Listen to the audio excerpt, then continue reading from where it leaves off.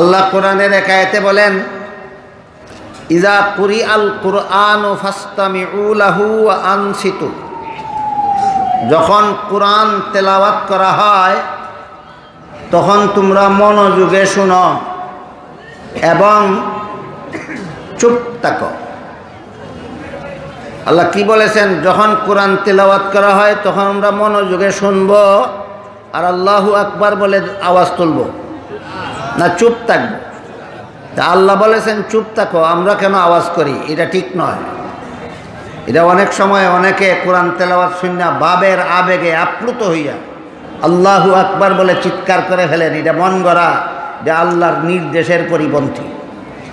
আল্লাহ কি বলছেন? কোরআন তেলাওয়াতের সময় মনোযোগে শুনব, আর ফাঁকে ফাঁকে আল্লাহু আকবার বলে চিৎকার দিব না চুপ থাকবো? আল্লাহর নির্দেশ পালনের জন্যই তো তাফসীর শুনতে আসলাম। এখানে বসেই যদি আল্লাহর নির্দেশ লঙ্ঘন করি তাহলে তাফসীর শোনা কোন কাজে লাগলো? মুহাম্মদ নাম উচ্চারণ করা কি দোষ? দোষ না, কিন্তু ইয়া মুহাম্মদ বলা দোষ। ইয়া মুহাম্মদ, ও মুহাম্মদ বলা দোষ।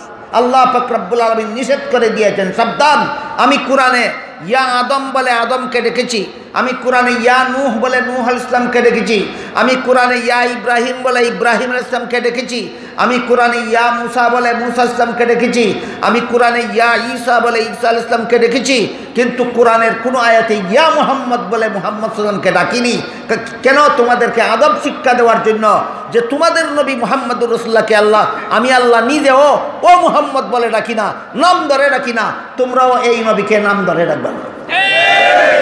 তাইলে মুহাম্মদ নাম উচ্চারণ করা দোষ না ও মুহাম্মদ বলে ডাকা দোষ?